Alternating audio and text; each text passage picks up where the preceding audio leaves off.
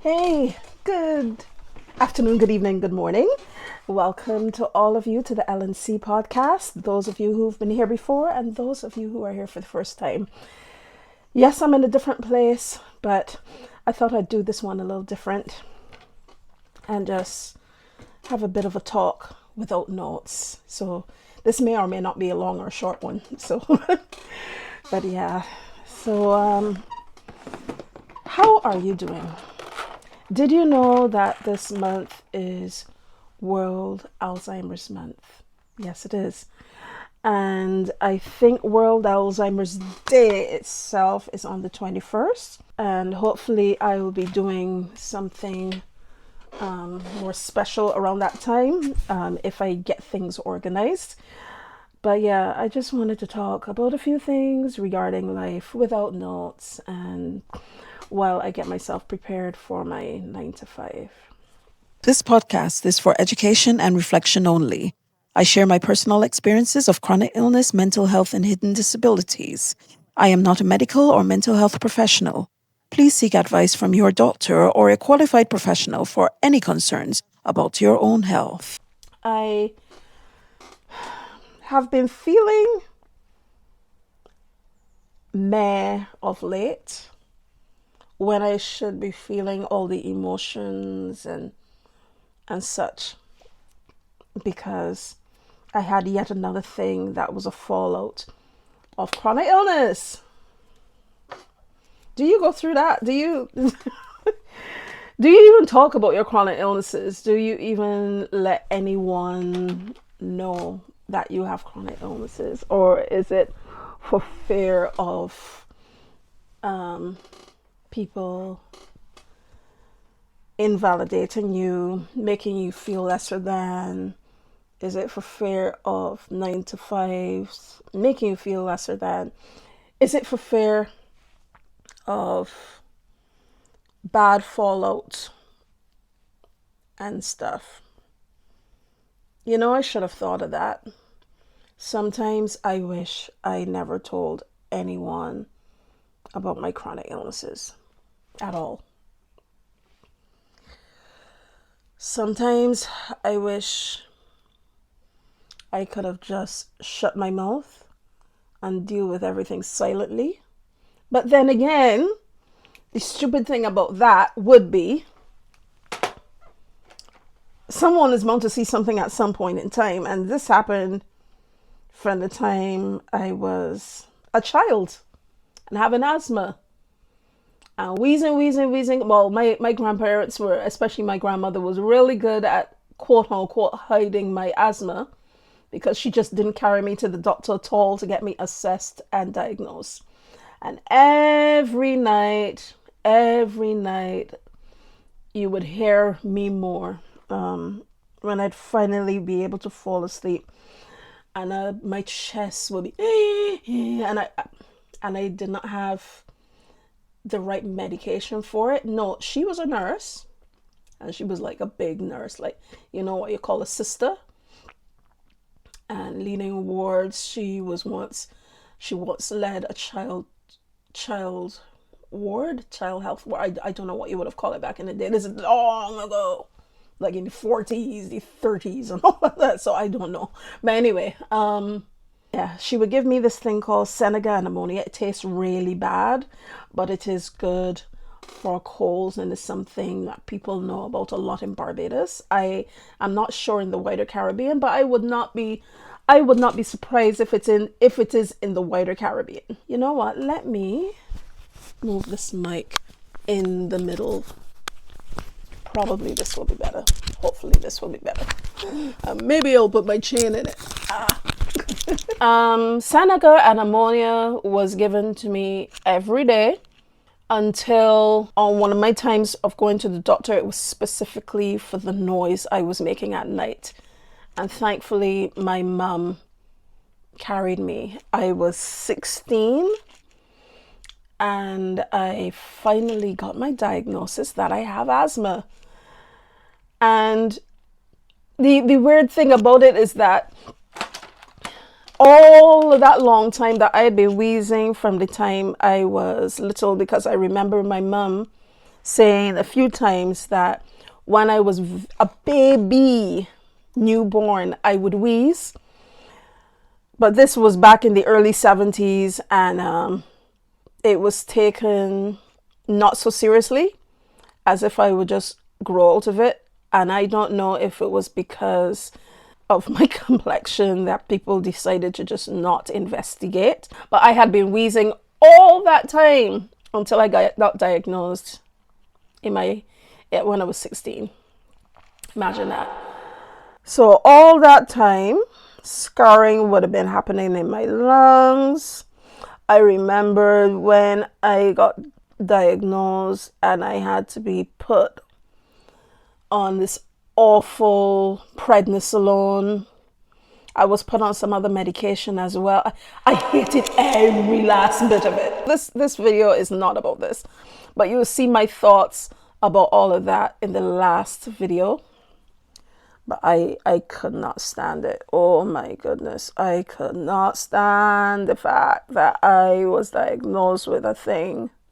I did not want to have asthma, but of course, my body reminded me that whenever I passed near certain trees, they would land me in the hospital because I would start wheezing. And even though I had my inhalers and things, I just couldn't breathe. When I passed near flowers, certain grasses, I remember even going to college and there was a tree right outside of where I was, where my classes mainly would be. And the thing landed me in hospital. I ended up having bronchitis, bad. And I could not stand it. So you see what I mean when I say, I wish I could just not say anything about my chronic illnesses. But it gets out anyway. It does not matter. Because someone at some point is bound to see that I have some semblance of a chronic illness. And then, of course, there were times when I would have my quote-unquote seizures, and I put it like that because people could not understand what was wrong with me at the time. Now I know that I was neurodivergent. But of course, back in that day, especially in the Caribbean, you didn't hear anything about that at all. I would have a lot of moments. I would black out and all.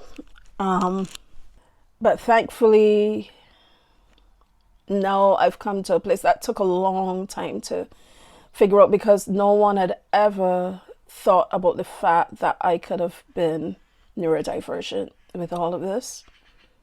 But as I said, it wasn't something that was spoken about. But it took me coming over here, being a big woman, and then figuring out, putting two and two together, doing a few assessments and things to figure out that I'm actually autistic. And I've become definitely high functioning,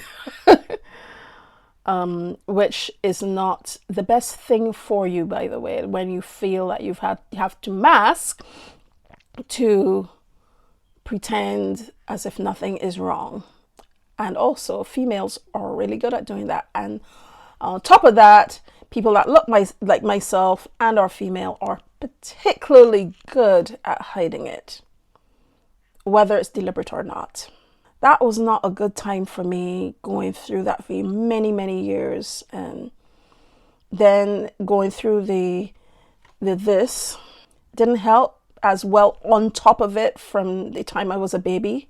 It didn't help. I just wish I didn't have any of these things at all to deal with. I wish I did not. And I'll tell you why. Now that I'm older and my parents are older and things, obviously, I found out more about myself, thankfully. I did a lot of that, thankfully, by hit and miss on my own, etc., etc. But I found out different things. But now my life is based on the blooming health. And I can't stand it. Because what happens is that decisions are based on your health. You as a human being are taken out of the equation. So either people don't understand when you have health things, situations that actually prevent you from going places, doing things, get in the way of like money and all that sort of thing. There's either that or people, or you personally are trying so hard and then you mess up yourself. There are a lot of times I wish I could hold it in and not let anybody know I have anything going on with me and pretend so well that it would not affect anything at all in life, and no one, even people who are close to me, that no one would see, because I'm thinking in the back of my mind, maybe that would be better. Maybe it would be better for me in the long run. People would not do things based off my illnesses, would not be attempting to make decisions on my behalf based off my illnesses, would not make me feel lesser than because of my illnesses. And of course, I'm about to take my inhalers. Ironic.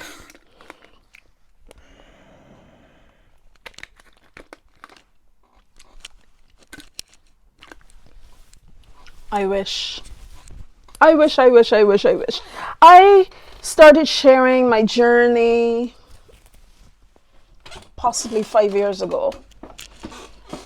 For a number of reasons. One, to help build, to help show my kids that you can make something out of nothing. That no matter what you're doing, you can create a thing to then grow and build your future. Anything is possible. I did it because of my own wanting to heal, or my own personal healing, my healing journey. I did it because I wanted to help people, and I love reaching out to folks, because I remember back in the day when I was about 8, I said to myself, no matter what happens to me in life, I always want to use my situations. Imagine at that age, use my situations to help others. So said, so done. But I don't know if that was the greatest thing. Let me know in the comment section if you gain anything at all from my talks, from my podcasts, from my videos that I've posted previously. I have posted now 700 and something videos on this platform alone. I cannot even tell you how many I've done in totality, either on this platform, on TT, on IG, on FB. I really can't tell you how many videos I've done in total. I don't know, 2,000? I have no idea. All in an effort for outreach and gaining presence as not a medical authority, because I am not any medical person by any long shot, so understand that, but as a normal everyday person who just wants to reach out to others and let others know that they're not alone, and that you can research for yourself, you can grow a community, blah blah blah. I just wanted to do those things. But I don't know if that was the greatest thing. I've had a situation before when this and something really terrible that I went through came back to bite me when it should not have. When it should not have. But it did anyway, even though it should have been a time of healing. And I have yet to properly get over that thing. I will probably never really truly get over that thing, because it was horrible. But yeah, I really sometimes wonder if it has made any difference. There are people out there that get to do all the things, and they're out there, and they find the time to create all the things and the energy. And I found that I am getting bit by bit less energy. And I really hate that because I want the energy to do things. I don't know. Ruffle, water. Let me do that again. Ruffle, water.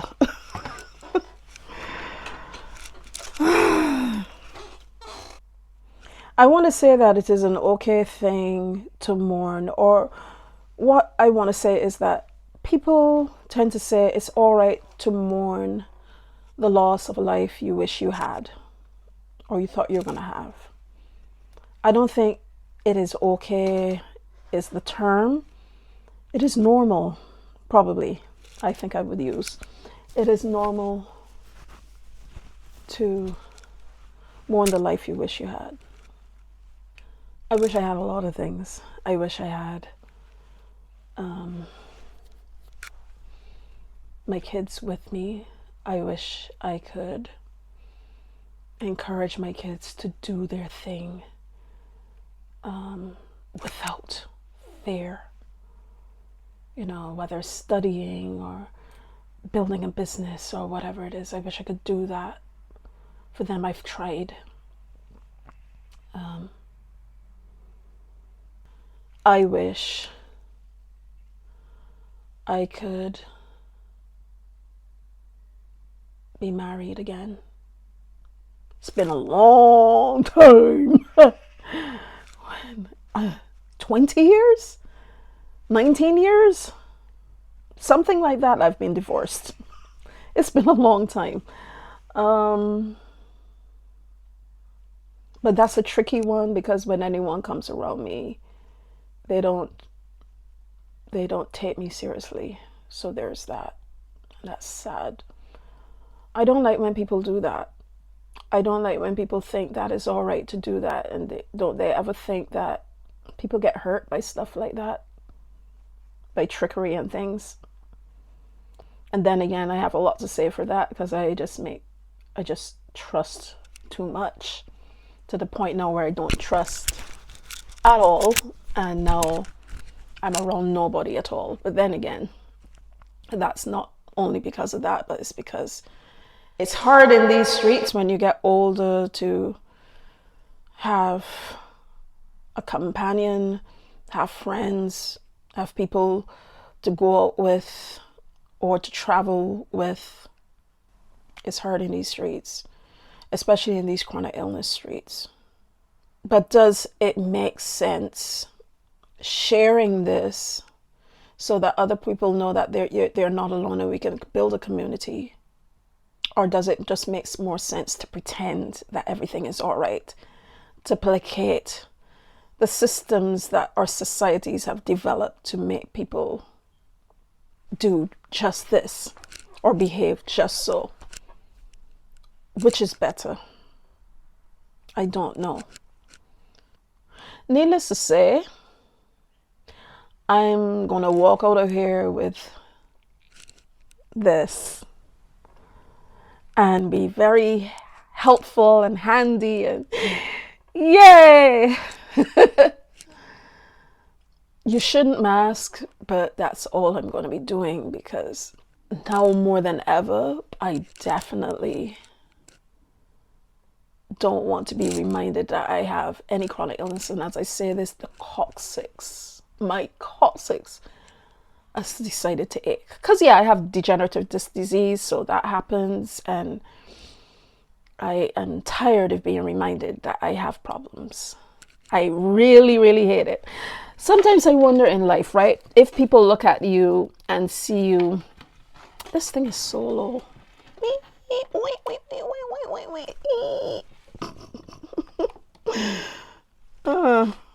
I often wonder if people see you talking about your stuff, talking about your age, talking about things that may have happened and all that, and just decide, oh, that person is miserable, or that person is just gonna remind me of my own whatevers. So therefore, yeah, I don't want to be around that person or the person too.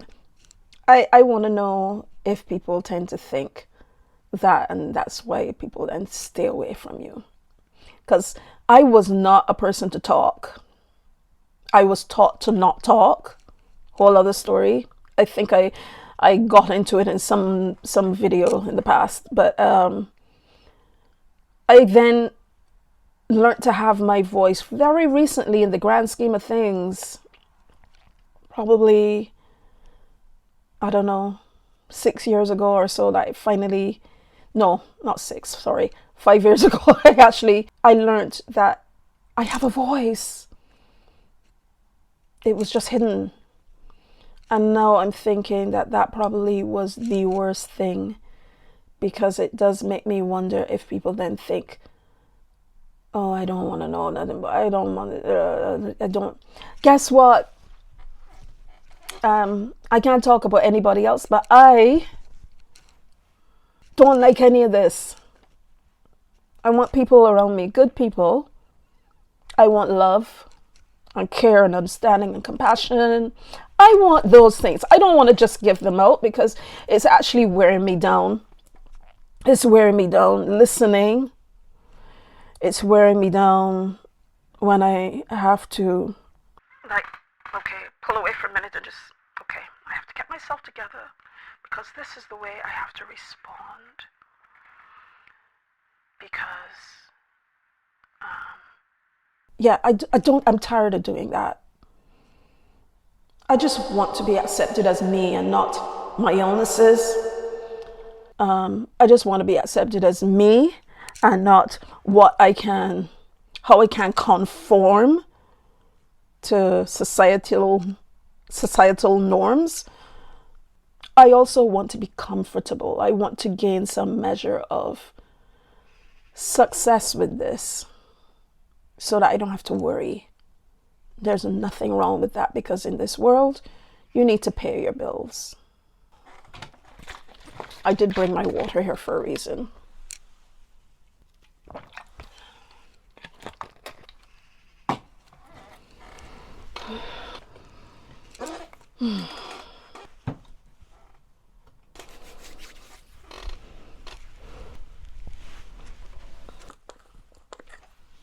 Having chronic illnesses should not change you.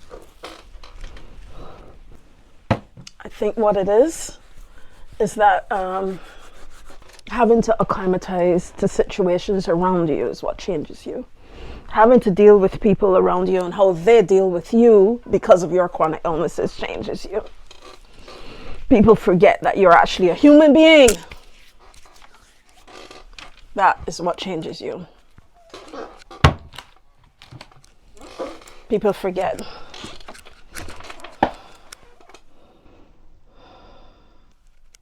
People forget.